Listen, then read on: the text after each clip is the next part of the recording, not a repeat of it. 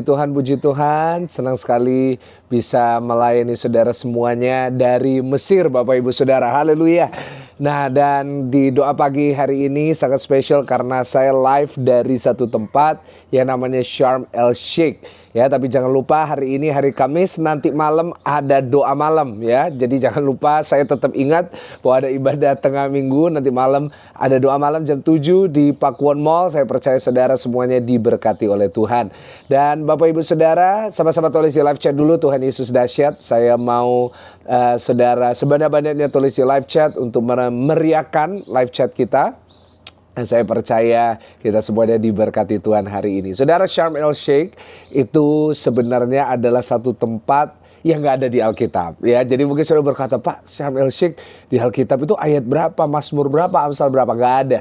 Ya, tetapi merupakan satu tempat transit dari antara Kairo, tempat di mana kita kemarin live, sampai kita menuju ke Sinai. Nah, jadi saudara harus tahu bahwa dari Mesir, kalau saudara lihat live saya beberapa hari yang lalu di piramid, itu dari situ sampai menuju ke Sinai itu membutuhkan waktu yang lama. Kemarin kita naik bis sepanjang 5 jam. Jadi saudara bisa bayangin naik bis aja 5 jam, itu belum sampai ke Sinai, belum sampai ke Israel. Saudara, itu membutuhkan waktu yang sangat lama, membutuhkan waktu yang sangat penuh dengan tantangan. Ya, sangat sulit. Kenapa? Karena saudara kalau lihat di live TikTok saya, saudara akan tahu bahwa itu merupakan satu perjalanan yang penuh dengan padang gurun, kering, gersang, dan wah, sangat mengerikan sekali perjalanan. Kalau dibayangkan ya Bapak Ibu Saudara, saya ngobrol dengan beberapa teman-teman yang saya jadi sini, mereka baru bisa ngerti betapa pentingnya tiang awan dan tiang api. Kenapa? Karena begitu ngeri sekali kalau dibayangkan tanpa ada mobil, tanpa ada transportasi apapun, harus ngelewatin padang gurun. Dan sekarang aja saya akan menuju ke Sinai. Menuju ke Sinai itu sekitar masih 4 jam lagi. Jadi saudara bisa bayangin, naik mobil kecepatan 120 kemarin saya lihat. Ya, karena saya sekarang kalau lihat mobil selalu lihat kecepatan karena habis kecelakaan saudara. Jadi nggak mau terlalu cepat-cepat. 120 km per jam naik bis, naik jalan tol ya, udah dibangun jalannya. Itu membutuhkan waktu 5 tambah 3 jam. Jadi saudara bisa bayangin 8 jam naik mobil. Itu sekitar 1000 km. Saudara bisa bayangin memimpin 2 juta orang ke sana. Dan bayangin bagaimana susahnya perjalanan itu. Nah, tapi mereka bisa. Kenapa? Ada Tuhan yang menyertai. Ya, jadi hari ini saya mau membawa firman Tuhan tentang bertahan sampai selesai. Sama-sama tulis di live chat, bertahan sampai selesai. Nah, sama-sama ayo sebanyak-banyaknya, jangan cuma lihat, tapi saudara boleh tulis bertahan sampai selesai. Nah, Bapak Ibu Saudara, seperti yang saya sudah katakan, perjalanannya sangat-sangat panjang sekali. Dari 40 hari perjalanan jalan, jadi 40 tahun. Tetapi satu hal yang luar biasa adalah memang kita tahu bahwa ya pada akhirnya mereka nggak masuk ke tanah perjanjian. Ya, kita tahu bahwa mereka bersungut-sungut. Oke, kita sudah membahas itu, kita udah banyak membahas itu. Tetapi satu hal yang saya lihat bahwa ada hal positifnya juga. Kenapa? Karena selama 40 tahun mereka bertahan loh.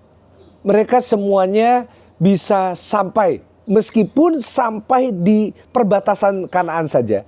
Menurut saya itu sudah luar biasa. Bapak Ibu Saudara, saya rasa bahwa di dalam kehidupan kita juga harus belajar dari orang Israel yang mereka bisa bertahan. Seringkali Bapak Ibu Saudara, kita ini bukan nggak ada janji Tuhan. Seringkali masalahnya adalah bukan karena Tuhan nggak menyertai kita. Masalahnya keputusan kita untuk nggak mau bertahan.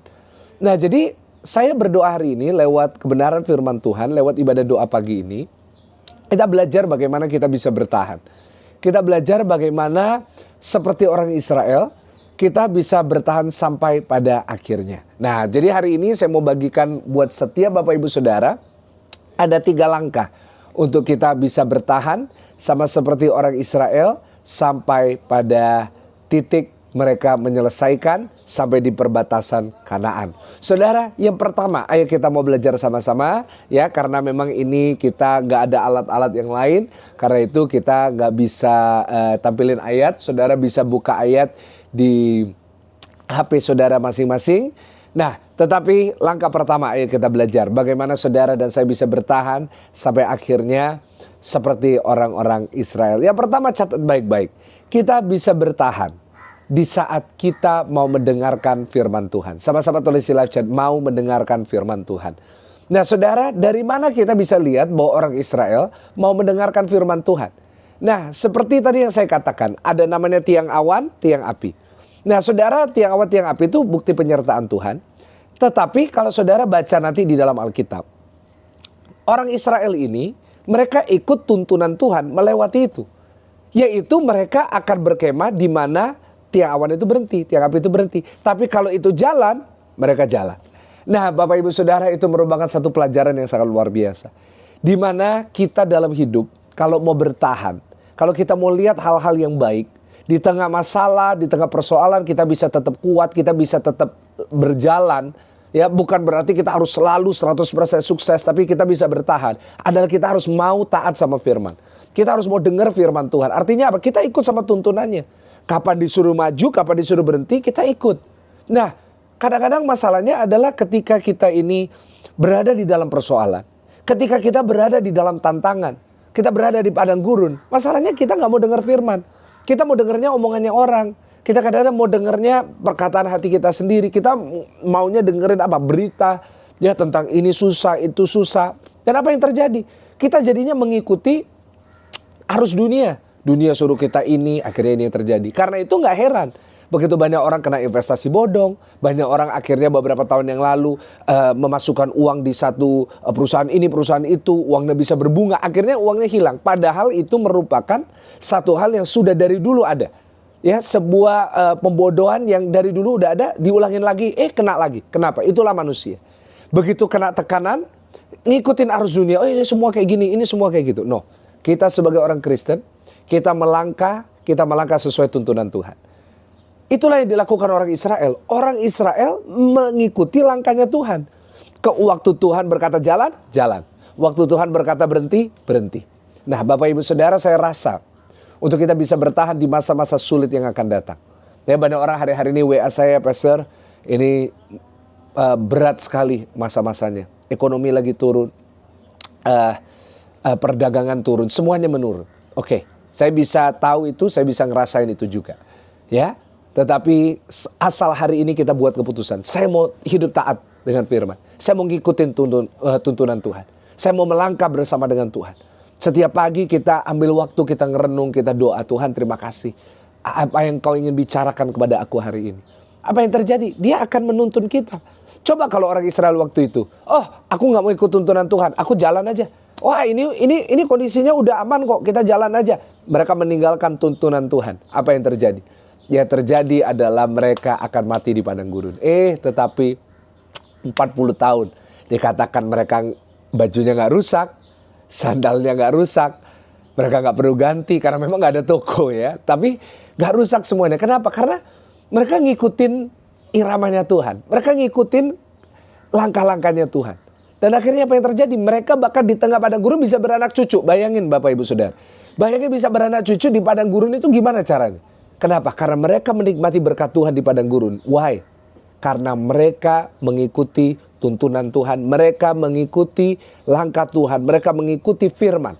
Hari ini mungkin kita nggak ada tiang awan dan tiang api, tapi saudara punya firman. Saudara bisa dengar doa pagi. Saudara bisa dengar khotbah hari Minggu. Saudara bisa baca renungan. Saudara bisa lihat firman-firman yang ada dimanapun bentuknya itu.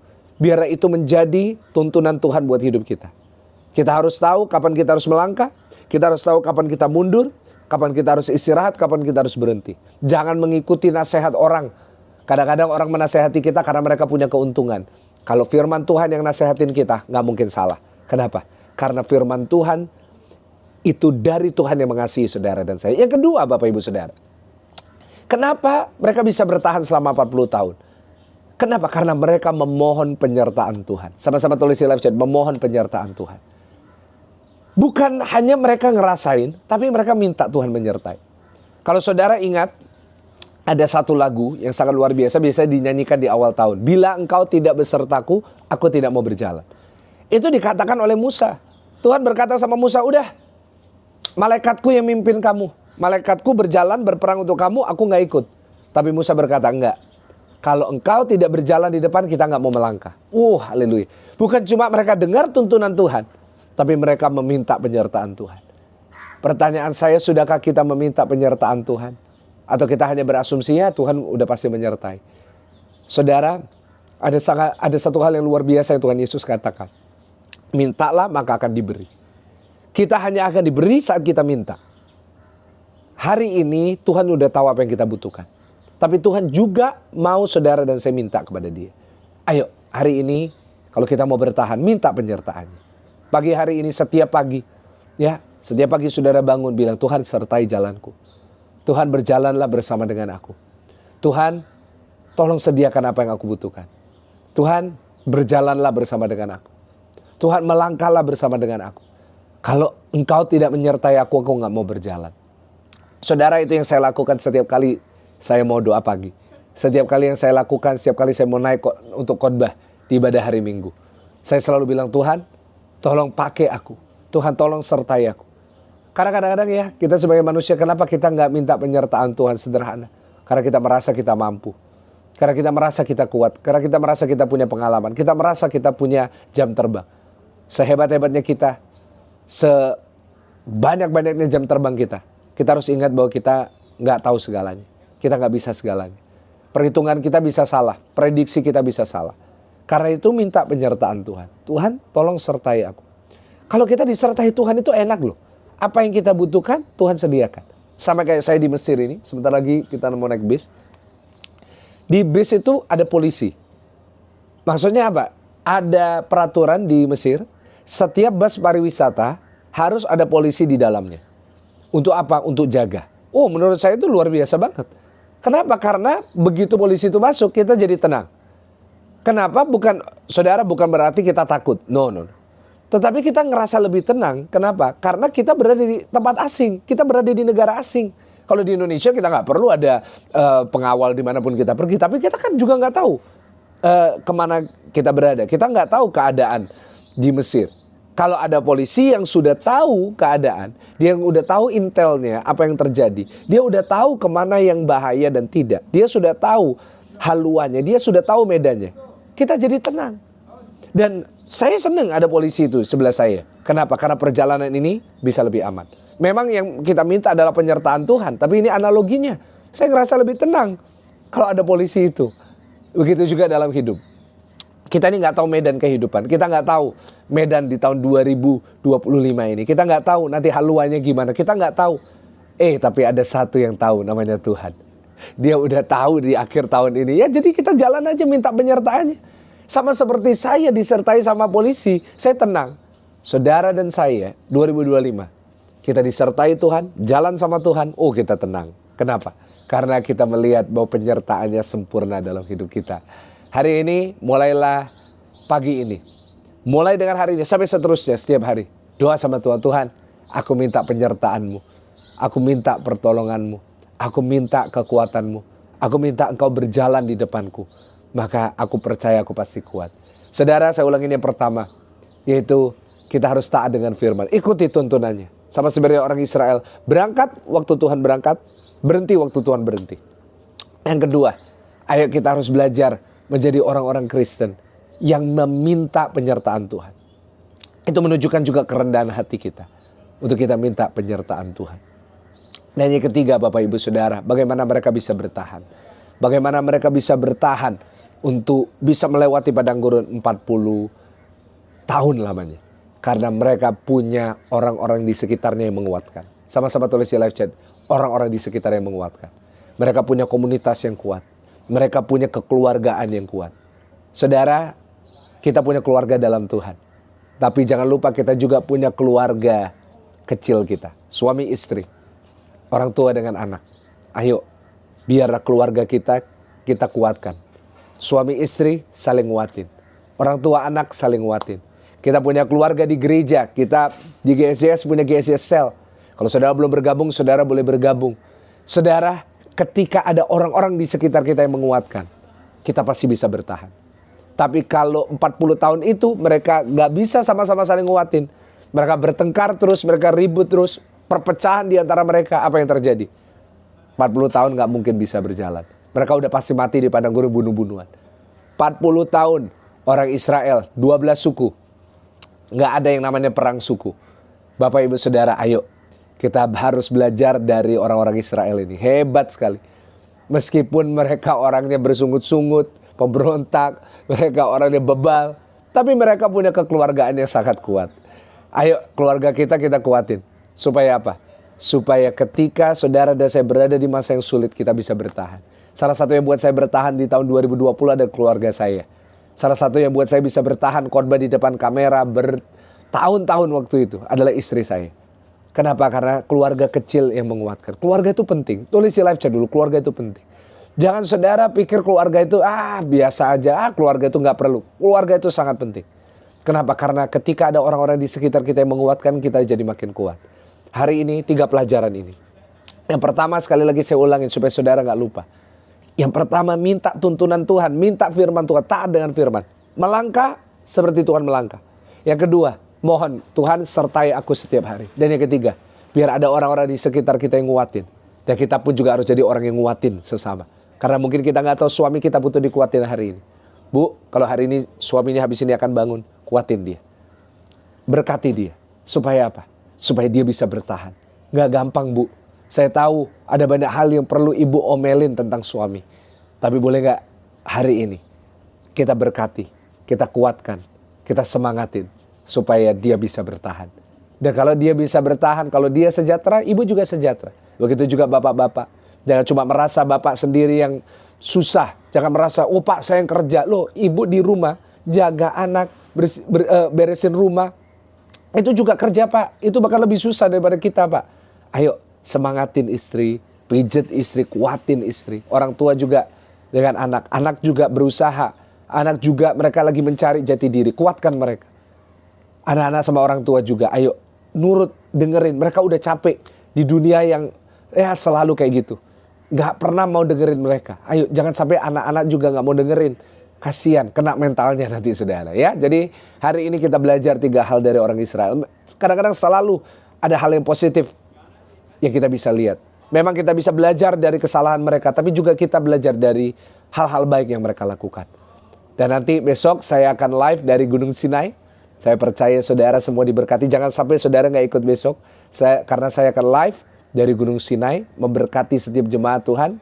Ya, dan pas kali kita tutup minggu ini dengan kita menyembah Tuhan dan dengar firman dari Gunung Sinai, gunungnya Tuhan, di mana Tuhan berbicara kepada Musa. Sebentar lagi jangan ganti channel, saya mau tunjukin sama saudara suasananya, supaya saudara juga bisa lihat kurang lebih seperti apa ya. Ayo kita sama-sama berdoa. Tuhan berkati setiap jemaat doa pagi, berkat dari Allah Bapa, Allah Putra, Allah Roh Kudus, memberkati jemaat Tuhan, mulai hari ini sampai selamanya. Biar kami bisa bertahan di masa-masa yang sukar, sama seperti orang Israel 40 tahun bisa bertahan. Dan kami percaya, kami melihat hal-hal yang luar biasa. Berkati jemaatmu yang susah, biar Tuhan tolong hari ini. Dalam nama Tuhan Yesus, haleluya. Amin. Puji Tuhan Bapak Ibu Saudara, senang sekali bisa melayani saudara semuanya. Senang sekali bisa berdoa bersama dengan saudara di Mesir. Jangan lupa besok pagi kita akan ke Gunung Sinai. Oke, saya akan bawa saudara untuk melihat kondisinya ya. Ini Laut Merah. Ya, jadi kalau saudara pernah tahu di dalam Alkitab ada Laut Merah, nah ini. Ya, jadi kita lagi di hotelnya dan pemandangannya sangat bagus sekali, Laut Merah. Dan ya, ini adalah keadaan hotel kita. Jadi saya berharap nanti satu saat bisa bersama dengan saudara untuk ke Holy Land bersama. Itu lihat pemandangannya, keren sekali ya Bapak Ibu Saudara. Dan saya percaya saudara diberkati. Sampai ketemu di ibadah doa pagi besok di Gunung Sinai. Tuhan Yesus memberkati saudara semua. Haleluya.